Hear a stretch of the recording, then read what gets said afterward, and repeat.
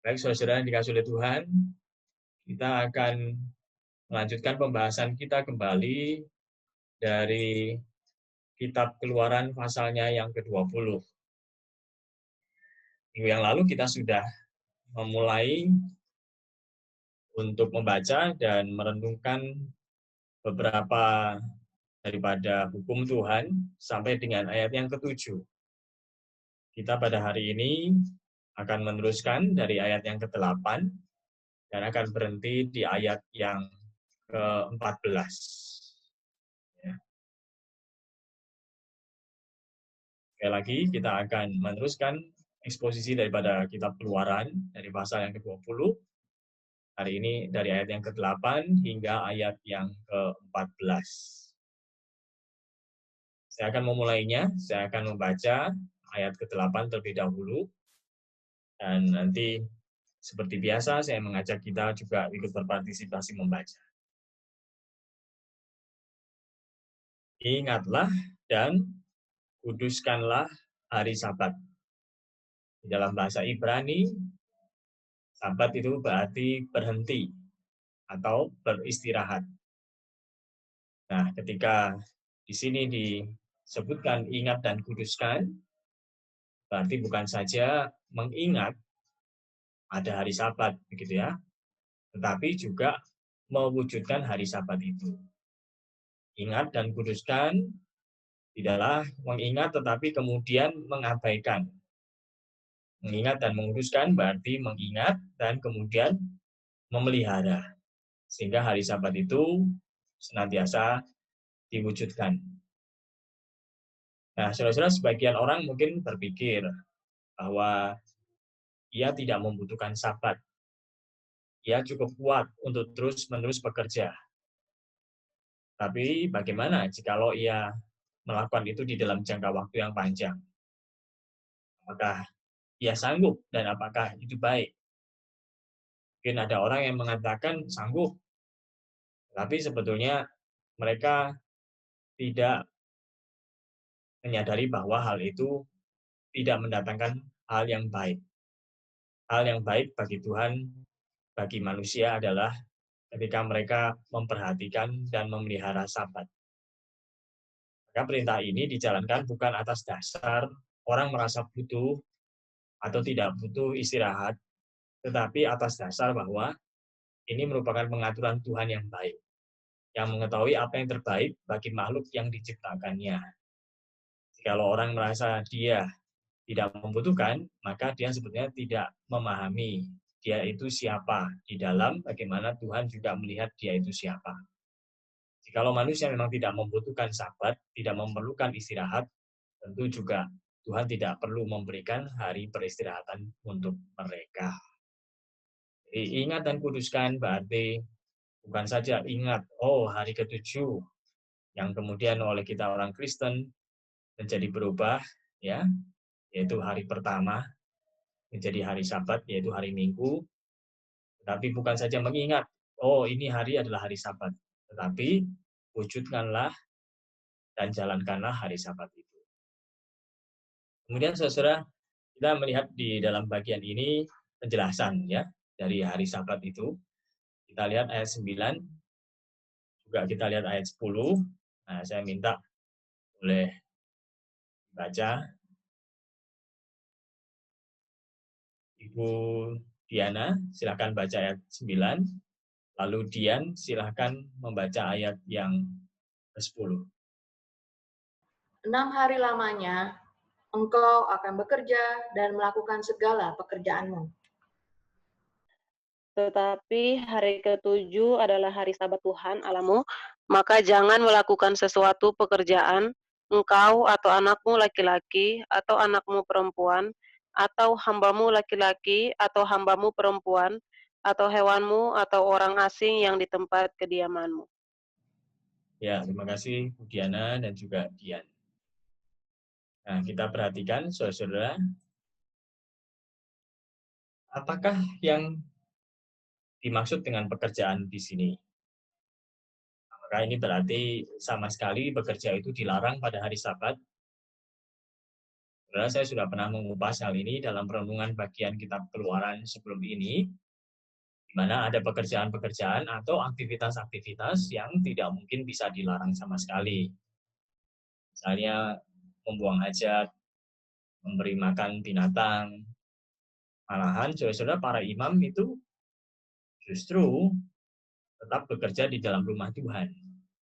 Juga termasuk para wanita atau ibu yang mempersiapkan makanan bagi semua anggota keluarga di rumah masing-masing. Walaupun mana memang tidak diberikan pada hari Sabat, tetapi pada hari Sabat semua orang tetap perlu makan, bukan? Lalu siapa yang menyiapkan? Maka yang menyiapkan tentu mereka bekerja. Mana yang sudah disimpan pada hari sebelum Sabat tentu perlu diolah, dimasak. Dan ini perlu tenaga. Ini disebut juga pekerjaan. Maka pekerjaan pada hari Sabat dilarang dalam arti semua yang masih bisa ditunda untuk dilakukan, janganlah dilakukan pada hari Sabat. Tunggu sampai Sabat itu lewat, sehingga setiap orang akan mendapatkan kembali kekuatan dan kesegaran untuk menjalankan kembali pekerjaan-pekerjaan di 6 hari berikutnya. Nah, yang dimaksud dengan bisa ditunda ini adalah kalau sampai ditunda, tidak menambah panjang penderitaan atau bahaya. Baik itu manusia, maupun ternak, maupun harta benda. Kalau kebakaran terjadi pada hari Sabat, ya tetap apinya harus segera dipadamkan dan tidak ditunggu sampai besok hari. Kalau orang bisa disembuhkan dengan segera, ya jangan kemudian disuruh menunggu sampai sesudah hari Sabat baru disembuhkan. Nah, melalui hukum ini, Israel juga diajar untuk tidak menjadi egois dan menikmati peristirahatan untuk dirinya sendiri. Kenapa? Karena di sini kita melihat bahwa Sabat itu juga berlaku untuk semua. Hari Sabat bukan hanya untuk orang dewasa, hari Sabat juga adalah untuk anak-anak, juga untuk hamba-hamba, ya, juga untuk ternak, ya. Jadi jangan hari Sabat orang dewasa istirahat, lalu anak-anak yang disuruh gantian kerja. Atau hamba-hamba tetap disuruh kerja penuh. Itu pula dengan ternak dipaksa untuk tetap membajak dan seterusnya.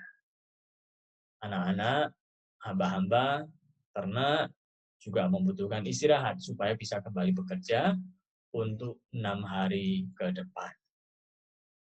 Kita teruskan dengan ayat yang ke-11. Saya minta Fendi ya untuk membaca. Sebab 6 hari lamanya Tuhan menjadikan langit dan bumi, laut dan segala isinya, dan ia berhenti pada hari ke-7. Itulah sebabnya Tuhan memberkati hari Sabat dan menguduskannya. Ya, makasih Fendi. Saudara, tidak ada model yang lebih kuat di dalam hal memelihara Sabat daripada Tuhan sendiri. Contoh dari Tuhan sendiri di dalam hal ini meniadakan semua keberatan siapapun yang tidak mau mengambil Sabat. Karena Tuhan sendiri mengambil Sabat. Tuhan memberkati hari Sabat ini bukan berarti hari-hari lain tidak diberkati. Justru sebaliknya, hari Sabat di mana hari orang tidak melakukan pekerjaan seperti yang dilakukannya pada hari-hari biasa, tidak membuat orang yang menghormati Sabat tidak diberkati. Berkat secara jasmani sudah tidak perlu dilakukan lagi. Kan Tuhan sudah siapkan keperluan makan sebagai keperluan utama Israel pada hari sebelum Sabat. Sehingga berkat jasmani selama Sabat pasti Tuhan penuhi. Tetapi selain secara jasmani juga secara rohani, ketika seseorang memusatkan hatinya kepada Tuhan, mendekatkan dirinya kepada Tuhan, sehingga ia beroleh semangat dan kekuatan yang baru. Yang harus dipahami juga bahwa Sabat bukan untuk membuat orang jadi malas. Ini yang mungkin seringkali membuat orang salah untuk memelihara Sabat. Sabat berarti berhenti dari pekerjaan dan kemudian hanya bermalas-malasan. Sebetulnya tidak demikian. Sabat bukan berarti kemudian tidak berbuat apa-apa sama sekali dan hanya berdiam diri. Justru sabat membuat orang sama rajin dengan hari-hari biasanya. Dalam hal beribadah kepada Tuhan, belajar, juga melakukan kebaikan kepada orang-orang di sekitar. Ya, jadi ini yang perlu ditambahkan ya mengenai bagaimana sebetulnya sabat itu dijalankan. Nah, saudara, sampai di sini, mulai dari hukum pertama sampai dengan hukum yang keempat, kita melihat bahwa fokus dari hukum-hukum tersebut adalah berkaitan dengan Tuhan. Apa yang manusia harus lakukan terhadap Tuhan. Ya. Nah, setelah ini, hukum kelima hingga yang ke-10, fokusnya adalah apa yang manusia harus lakukan terhadap sesamanya. Kita mulai dengan ayat yang ke-12, ya, berkaitan dengan manusia terhadap sesamanya. Saya bisa minta Pak Samuel membaca ayat yang ke-12. Ayat yang ke-12, hormatilah ayahmu dan ibumu supaya lanjut umurmu di tanah yang diberikan Tuhan Allahmu kepadamu. Ya, terima kasih Pak Samuel. Perintah ini, saudara-saudara, sangat masuk akal. Disampaikan di dalam urutan ini. Karena 4 perintah sebelumnya dapat dikatakan sebagai perintah menghormati Tuhan. Maka orang tua sebagai wakil Tuhan juga harus dihormati. Nah, penghormatan seperti apakah yang dimaksudkan? Tentunya di dalam segala hal. Namun, bila lanjutan dari perintah ini adalah supaya lanjut umurmu di tanah yang diberikan Tuhan Allahmu kepadamu, maka pemeliharaan secara materi kepada orang tua, sekali lagi, pemeliharaan secara materi kepada orang tua menjadi penekanan di sini terlebih ketika orang tua sudah lanjut umur dan tidak punya penghasilan. Belum lagi kalau kemudian kondisi kesehatan menurun. Ya. Sama seperti orang tua yang perjalanan hidupnya begitu panjang, bahkan di masa tuanya yang panjang, dia membutuhkan dukungan dari anak-anaknya. Maka sebagai bangsa, Israel akan menikmati hidup yang panjang di negeri yang Tuhan berikan kepada mereka. Sebagai bangsa berarti bukan sebagai pribadi. Sebagai pribadi bisa saja umurnya pendek. Tetapi sebagai bangsa, masanya menempati negeri yang diberikan oleh Tuhan itu menjadi panjang. Tapi sekali lagi, hanya ketika mereka menghormati orang tua mereka. Ketika mereka tetap memegang ketetapan Tuhan. Lalu, dilanjutkan dengan ayat yang ke-13. Saya minta Diana Victory ya. Di sini ada 2 Diana ya. Silakan ayat yang ke-13 dibaca. Ayat yang ke-13, jangan membunuh. Ya, makasih Diana. Di sini kita lihat begitu pendek, begitu singkat ya. Istilah membunuh di sini saudara-saudara sebetulnya punya arti lebih kepada membunuh dengan tidak tepat. Ya. Untuk alasan-alasan yang egois. Bukan membunuh karena peroleh otoritas seperti perintah pengadilan atau membunuh yang memang diperintahkan oleh Tuhan di dalam Alkitab yang sering dikenal dengan sebutan perang yang suci, holy war. Ya. Nah, oleh karena itu tidak seorang pun Israel yang diperbolehkan mengambil nyawa orang lain atas keputusannya sendiri. Ya. Nah, membunuh kalau kita mau menggali lebih dalam, tapi saya tidak lakukan kali ini, saudara-saudara, karena dalam bagian-bagian yang lain saya sudah cukup sering ya untuk mengupas. Kita mengetahui bahwa membunuh bukan sebatas hanya menghilangkan nyawa. Ya. Tapi juga bisa sampai kepada bagaimana membenci yang mengakibatkan kepada pembunuhan. Jadi kita akan melihat lebih kepada aplikasi daripada bagian ini. Kita teruskan dengan ayat yang ke-14. Saya minta ayat 14, Pak Martin boleh baca. Jangan berzina. Ya, terima kasih Pak Martin. Saudara, apakah jangan berzina hanya larangan bagi orang yang sudah menikah untuk berhubungan seksual dengan orang lain yang bukan pasangannya? Ataukah berzina juga berlaku bagi mereka yang tidak atau belum menikah? Saudara, di dalam dunia kuno, perzinahan itu dikategorikan sebagai dosa yang besar.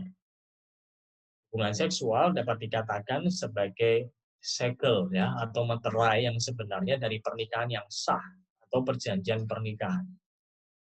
Dan perzinahan adalah penyangkalan terhadap keintiman yang tercipta antara laki-laki dan perempuan di dalam pernikahan. Perintah ini yaitu jangan berzina, mungkin sepintas hanya melarang hubungan seksual antara orang-orang yang terikat pernikahan dengan orang yang bukan pasangannya. Tetapi sesungguhnya secara implikasi menentang segala macam penyimpangan dan perilaku seksual yang dilakukan di luar ikatan pernikahan. Larangan berzina dimaksudkan sebagai kesetiaan seseorang terhadap pasangannya dalam pernikahan yang sah.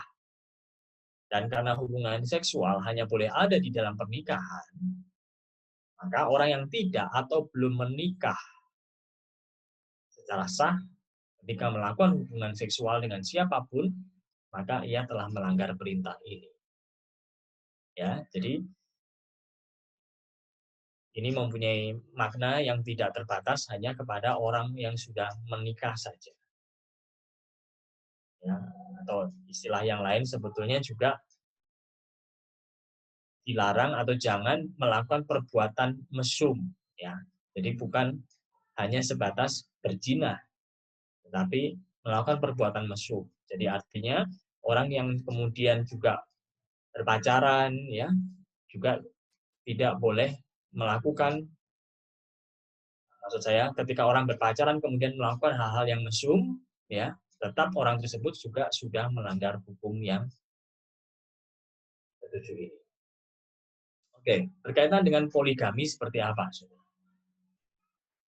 Di dalam Ulangan pasal 21 ayat 15 hingga ayat yang ke-17, ya, bahkan ada pengaturan tentang orang yang punya 2 istri. Ya, bagaimanakah sesungguhnya poligami itu di dalam pandangan Tuhan? Saudara, pastinya monogami adalah pernikahan yang ideal dan diperkenan oleh Tuhan. Karena itulah yang menjadi desain Allah dari semula. Satu laki-laki dengan satu perempuan.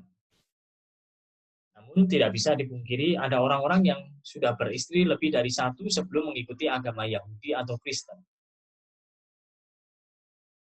Nah, jikalau sebelum menjadi Yudais atau Kristen, saudara-saudara, sudah berpoligami, menjadi monogami berarti akan membuang dan tidak bertanggung jawab terhadap istri dan anak-anak dari istri yang dibuang itu. Maka kepada mereka yang sudah terlanjur berpoligami, diaturlah dengan aturan demikian. Namun ini bukan berarti bahwa poligami itu dibenarkan. Ya, jadi jangan berzina juga berarti tidak berpoligami. Ya, ketika orang berpoligami sebetulnya bisa dikategorikan sebagai berzina. Ya. Mengapa? Oleh karena dari awal desain atau rancangan yang Tuhan buat adalah Adam seorang, Hawa seorang. Kecuali Tuhan cipta Hawa lebih dari satu, Adamnya satu. Ya. Sehingga kemudian, desain Tuhan dari semula pernikahan itu memang bukan monogami. Nah, desain Tuhan kan kenyataannya satu Adam dan satu Hawa. Oleh karenanya, poligami sesungguhnya bisa termasuk sebagai perzinahan. Tetapi kalau seandainya kemudian orang yang berpoligami itu adalah orang yang dulu belum menjadi Kristen atau belum menjadi beragama Yahudi, ya, maka mereka bisa kemudian mendapatkan semacam kelonggaran atau pengampunan. Tetapi bagi yang sudah dan kemudian mau berpoligami, berarti mereka adalah orang yang betul-betul melanggar akan apa yang disebut dengan jangan berzina. Ya, begitu ya, saudara-saudara. Nah, saya berhenti sampai dengan ayat yang ke-14 ini untuk kemudian saya boleh menguraikan akan pelajaran yang boleh kita dapatkan dari bagian ini. Yang pertama yaitu bahwa sekali lagi ada bagian yang menyatakan tentang kebesaran dan keluasan hati Tuhan di sini. Saudara, menarik bahwa Tuhan bukan saja memberikan hukum berkaitan dengan hal-hal yang harus manusia perhatikan dan berbuat kepada Tuhan, tetapi juga hukum yang berkaitan dengan hal-hal yang harus manusia perhatikan dan berbuat terhadap sesamanya. Ini berarti Tuhan tidak hanya ingin dirinya dipandang penting dan hanya dirinya yang dipentingkan, tapi juga umat manusia dipentingkan oleh sesamanya juga. Jikalau tidak demikian, maka dari hukum pertama hingga hukum yang ke-10 tidak ada satupun hukum yang mengatur bagaimana manusia hidup dengan sesamanya. Namun dipentingkannya manusia bukan berarti bahwa manusia menggeser Tuhan. Mestinya ketika ada pilihan antara harus mementingkan manusia atau mementingkan Tuhan, dan sendirinya Tuhanlah yang seharusnya dipentingkan, bukan? Tetapi tidak berarti bahwa ketika manusia kemudian mementingkan Tuhan, lalu manusia tidak menjadi penting. Justru Tuhan membuat dalil ketika manusia mementingkan sesamanya, maka ia sedang mementingkan Tuhan juga. Karena Tuhan yang memberi perintah kepada manusia untuk mementingkan manusia. Sebagai contoh, apa yang dikatakan di dalam 1 Yohanes pasal 4 ayat yang ke-20. Apa bunyinya? 1 Yohanes pasal yang keempat ayat yang ke-20.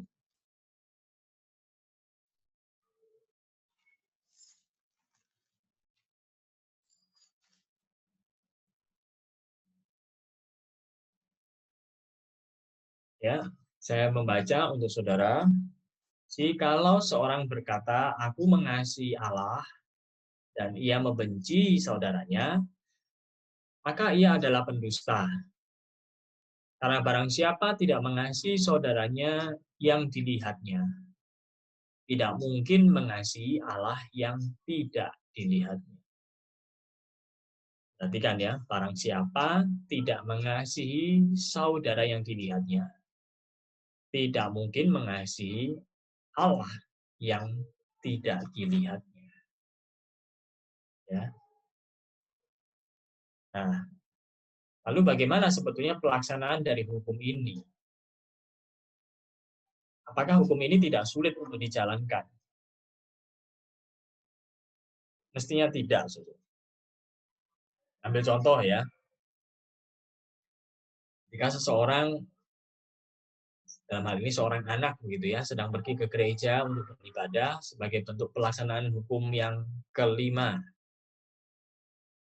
Hukum keempat ya, ingat dan kuduskanlah hari Sabat.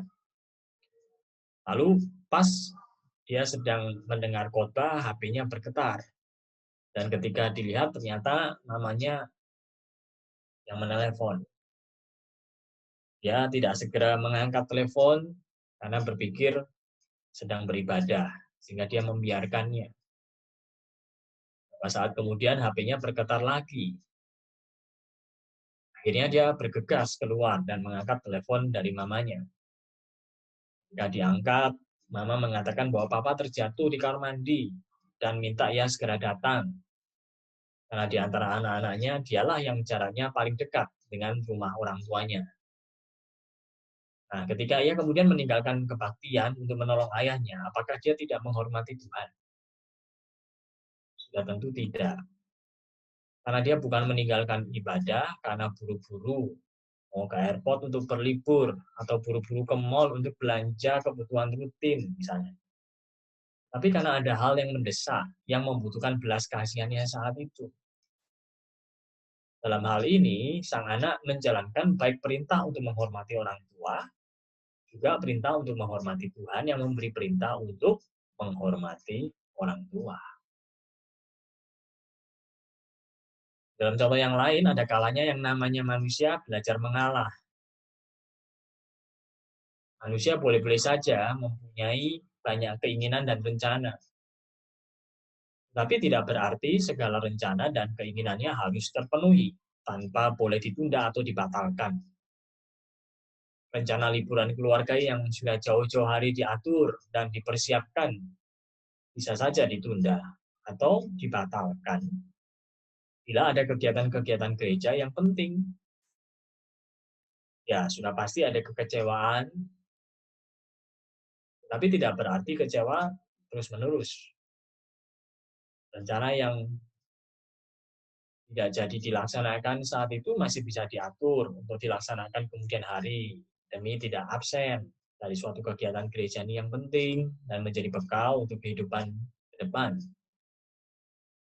Alangkah baiknya bila rencana liburan atau kegiatan-kegiatan yang tidak terlalu penting diatur sedemikian rupa di waktu yang tidak padat. Sehingga kegiatan-kegiatan yang penting itu tetap mungkin diikuti atau dijalankan. Kalau di dalam lingkungan reform, kita sudah tahu setiap tahun itu sudah pasti ada kegiatan yang berulang ya. Dalam arti setiap tahun pasti kegiatan itu muncul. Misalnya retreat, NRIC, NRITC, Bible Camp, dan jatuhnya juga kita tahu bulan-bulan kapan yang sudah bisa kemudian diperkirakan ya. Sehingga sebisa mungkin tentunya agenda liburan itu disesuaikan supaya tidak bentur dan dengan demikian bisa mengikuti kegiatan-kegiatan yang dimaksud. Saudara, memberi diri untuk mengikuti kegiatan-kegiatan pelayanan memang baik. Ya, menyediakan waktu dan kebersamaan dengan keluarga juga baik. Dan keduanya bisa diatur sedemikian untuk tidak saling tarik-tarikan, mengganggu, atau mengabaikan.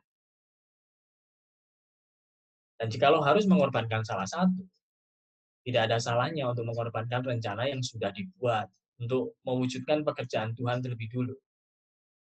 Dan dengan demikian semua anggota keluarga juga mendapatkan pembelajaran tentang bagaimana sebenarnya Tuhan harus diutamakan. Dan ketika itu dilakukan juga tidaklah terlalu sulit, tidak juga terlalu menyusahkan. Ya, anggota keluarga pun juga perlu belajar bahwa tidak selalunya apa yang mereka rencanakan harus selalunya terpenuhi. Sehingga dengan demikian, saudara-saudara, apa yang kita khawatirkan tentang bagaimana kekecewaan yang timbul oleh karena agenda yang sudah disusun jauh-jauh hari kemudian tidak terlaksana, itu tidak perlu kemudian ditakuti sedemikian. Oleh karena di balik itu justru ada pembelajaran yang baik. Karena jikalau semua apa yang sudah direncanakan oleh keluarga tidak bisa sama sekali kemudian digeser, maka anggota keluarga akan terdidik untuk selalu apa yang sudah direncanakan itu tidak boleh digeser. Termasuk ketika Tuhan pun juga mengatakan tidak. Lalu saya mengenal sebuah keluarga yang menunda untuk pindah ke rumah yang lebih besar demi bisa berbagian di dalam pembangunan gereja. Mana yang harus diutamakan? Rumah Tuhan selesai dibangun dulu, atau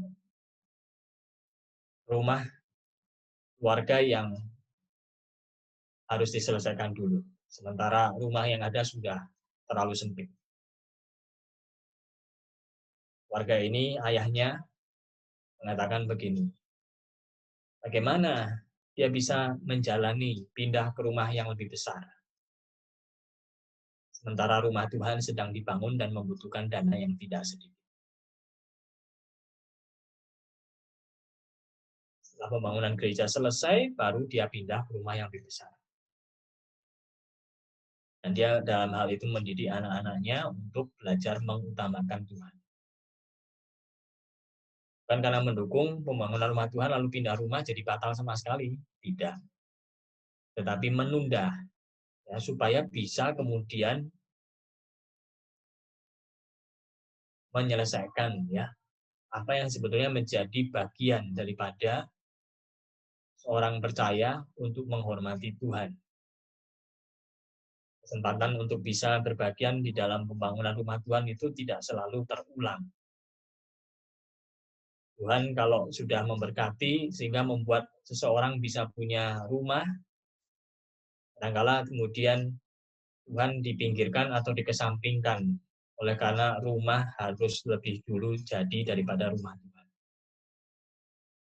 Tapi akibatnya yaitu banyak orang yang kemudian seringkali merasa karena selama ini tidak terjadi, orang tua itu tidak memenuhi, maka sampai dia besar, sampai dia tua, dia selalu memaksakan diri bahwa semua yang menjadi keinginan dan harapan tidak boleh ada yang menghalangi dan menggagalkan. Jadi orang yang tidak bisa memahami orang lain, jadi orang yang tidak bisa berkorban, jadi orang yang tidak bisa mau mengalah, menjadi orang yang kemudian tidak bisa jadi orang yang bisa mengerti orang lain. Nah, saudara, kiranya kita dimampukan ya untuk mengutamakan Tuhan di dalam hidup kita dengan juga tidak mengabaikan sesama kita atau orang-orang yang dekat dengan kita. Saya percaya hukum diberikan oleh Tuhan bukan untuk supaya tidak bisa dijalankan. Hukum diberikan oleh Tuhan untuk supaya kita bergantung kepada Tuhan. Di mana hukum yang diberikan itu nampaknya sulit, tetapi ketika kemudian kita bergantung kepada Tuhan, kita boleh melihat bahwa hukum-hukum itu yang nampaknya sulit, toh tetap bisa dijalankan. Dan pada akhirnya, ya kemuliaan hanya kepada Tuhan, bukan kepada pribadi-pribadi yang melakukan atau menjalankan hukum-hukum tersebut. Yang kedua yang ingin saya sampaikan, boleh kita jadikan sebagai pembelajaran dari apa yang kita baca, yaitu jangan terbatas atau terjebak kepada apa yang eksplisit saja. Kalau di dalam hal ini, apa yang tertulis saja. Ya. Saudara, apa yang tertulis di dalam hukum Taurat ini sangat amat ringkas. Ya. Tetapi tidak mungkin yang tercakup di dalamnya hanyalah yang nampak ringkas itu saja. Kita bisa mengingat apa yang Tuhan Yesus ajarkan mengenai jangan berzina, jangan membunuh di dalam khotbah di bukit. Di situ Tuhan Yesus menjelaskan bahwa perzinahan bukan saja menyatakan orang berdosa ketika sudah secara fisik melakukan persetubuhan. Tapi juga ketika di dalam pikiran orang membayangkan tentang persetubuhan dengan orang yang bukan pasangannya. Oleh karena itu, setiap orang jangan hanya memahami larangan-larangan ini terbatas pada apa yang eksplisit saja. Maka menarik untuk mengetahui bagaimana seorang yang bernama Matthew Henry memperjelas larangan-larangan yang disebutkan di sini. Dalam kaitannya dengan menghormati orang tua, juga tercakup di dalamnya mendengar dan melakukan apa yang orang tua katakan. Tentu saja selama yang dikatakan itu adalah benar,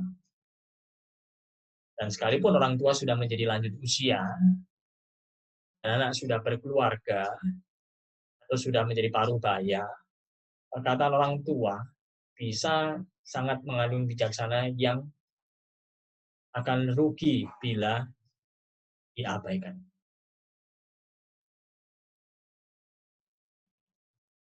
Kadang-kadang saudara kita sering tidak suka ya dengan istilah orang tua lebih banyak makan garam daripada orang muda. Tapi saudara kadangkala orang muda itu bisa tersandung ketika mereka mengabaikan atau tidak suka dengan kalimat seperti ini. Orang muda di dalam mungkin pengalaman bersekolah jauh lebih banyak daripada orang tua. Banyak orang tua yang tidak lulus SMA tapi anaknya S3. Ya. Tapi tidak berarti bahwa orang tua kemudian pikiran, saran, nasihatnya itu sudah tidak lagi relevan untuk seorang doktor atau profesor, guru besar sekalipun. Ya bukan tidak mungkin ya seorang yang namanya guru besar atau seorang profesor itu juga bisa kesandung. Oleh karena apa? Oleh karena mengabaikan apa yang orang tua sudah ajarkan dari sejak dia muda atau sejak dia belum bergelar tinggi, tapi pada akhirnya kemudian kesandung. Tidak sedikit orang tua yang hidupnya sederhana, lalu punya anak-anak yang bergelar tinggi, tapi akhirnya kemudian tersandung. Korupsi. Orang tua mendidik jadi orang harus jujur, jadi orang harus sabar, jadi orang harus belajar menerima atau puas dengan apa yang memang sudah menjadi bagiannya untuk kemudian diterima dan dinikmati. Tapi yang anehnya, makin tinggi gelar seseorang, bukan dia makin takut untuk korupsi, tapi semakin lihai untuk korupsi. Kalau kita memperhatikan itu bukan mustahil, saudara, bahwa orang-orang yang bergelar tinggi yang terjerat kasus korupsi itu adalah dari keluarga yang sederhana dengan orang tua yang pendidikan tidak tinggi. Ya, jadi kalau orang tua mengatakan orang tua sudah makan asam garam begitu banyak, itu seringkali anak muda itu tidak bisa terima perkataan itu. Tapi ketika mereka tersandung, baru mereka kemudian mulai menyadari bahwa apa yang dikatakan oleh orang tua itu memang benar. Nah, yang namanya menghormati orang tua itu sangat luas. Ya. Jangan berpikir bahwa setiap bulan orang tua terus mendapatkan transferan uang yang besar, lalu yang namanya anak boleh tidak bisa bicara atau berkunjung. Dulu waktu anak-anak masih kecil, anak-anak banyak cerita, banyak bicara, atau banyak ngelapor, ngadu kepada orang tua. Atau orang tua sudah lanjut usia, gantian orang tua yang perlu ngobrol, perlu ngadu sama anak, tetapi anak yang selalu tidak ada waktu. Anak berpikir bahwa orang tua pikirannya sudah kuno, sudah tidak gaul, sudah tidak bisa menyelami hanya anak-anak. Waktu liburan, anak sekolah, orang tua yang masih sehat dan bisa jalan kemana-mana, bukannya diajak untuk jalan-jalan, tapi disuruh jaga rumah. Nah, jadi menyedihkan ya. Hal-hal seperti ini juga menjadi apa yang tidak secara eksplisit, tetapi sebetulnya terkandung juga di dalam bagaimana seharusnya seorang anak menghormati orang tuanya. Orang tua dulu susah supaya anak semua pada berhasil, sekolah tinggi-tinggi, lalu kemudian pekerjaannya mantap-mantap, penghasilannya kemudian berlipat-lipat. Orang tua ngirit sampai sedemikian supaya anaknya kemudian tidak kelaparan, ya tidak kurang sekolah. Tapi giliran orang tua, giliran anaknya sudah pada sukses, hanya cuma bisa apa sudah? Hanya cuma bisa jatah orang tua. Itu pun dirasa sudah terlalu banyak. Ketika anak mau menikmati semua kesenangan, orang tua hanya bisa jaga rumah. Sedih sekali. Dan jahat sekali. Saudara, dalam kaitannya dengan larangan membunuh, Hal ini mencakup juga larangan untuk melakukan apapun yang merugikan atau membahayakan bagi kesehatan, kenyamanan, bukan hanya tubuh orang lain, tetapi juga tubuh sendiri. Apakah ini terdengar berlebihan, saudara? Secara logika mestinya tidak. Ketika seseorang tidak menjaga kesehatan, ya, makan sembarangan, makan tidak terkendali, makan tanpa memperhatikan bahwa bahan-bahan yang dimakan itu lambat laun memperburuk kesehatan, makan makanan yang mengandung banyak bahan pengawet, ya, bumbu masak yang berlebihan, itu pula dengan minum arak, minuman beralkohol, minuman untuk bisa terus-menerus terjaga, minuman untuk bisa kerja non-stop berjam-jam, walaupun sudah melebihi batas normal orang bekerja, atau aktivitas-aktivitas di waktu senggang, atau olahraga, atau kegiatan-kegiatan yang sangat dekat dengan bahaya, yang tergolong memicu adrenalin, atau kegiatan-kegiatan ekstrim tanpa alat pengaman yang tinggi. Maka orang-orang yang melakukan kegiatan-kegiatan tersebut sedang membunuh tubuhnya perlahan-lahan. Jangan membunuh, bukan hanya tidak menghilangkan nyawa orang lain, tetapi juga tidak menghilangkan nyawa diri sendiri dengan segala macam pantangan-pantangan atau larangan-larangan yang kemudian diabaikan. Ya. Jadi ini tidak mungkin, ya. Banyak sekali ditulis, jangan membunuh, jangan minum anggur, jangan minum arak, jangan minum kerating daeng, tidak ada seperti itu, ya. Tetapi apa yang secara singkat itu disampaikan di situ, saudara, mengandung banyak sekali aspek di belakangnya yang seharusnya kemudian kita harus dengan tekun, ya, mencari tahu, menggali, dan memelihara, ya. Segala larangan itu jangan kemudian kita langgar. Akhirnya kemudian buahnya tidak mungkin bisa tidak dipetik. Maka jikalau tidak mau memetik buah yang buruk, buah yang asam, buah yang pahit, ya jangan tanam yang buruk. Dalam kaitannya dengan perzinahan, tercakup juga teman tapi mesra. Wanita idaman lain atau pria idaman lain. Banyak orang menganggap boleh punya relasi pertemanan yang tidak biasa kepada lawan jenis dengan banyak alasan logis, seperti mendapatkan peluang bisnis dan sebagainya. Sebetulnya yang namanya mesra itu hanya boleh antara suami dengan istri. Kalau gitu pacar tidak bisa. Ya, kalau pacar ada batasan yang sangat-sangat amat terbatas. Kalau statusnya sama-sama single, tidak terikat pernikahan, tetapi mesra, boleh. Karena kalau di dalam pacaran tidak ada mesra juga aneh. Kalau di dalam pacaran tidak ada kemesraan, walaupun tentu saja terbatas kemesraan itu. Tidak ada kemesraan sama sekali di dalam pacaran, itu parah juga. Karena itu berarti di dalam pernikahan itu tidak juga ada perasaan sama sekali. Walaupun perasaan itu tidak selalu yang paling utama, tapi kalau tidak ada perasaan itu bagaimana mau menjalani pernikahan juga masalah. Ya.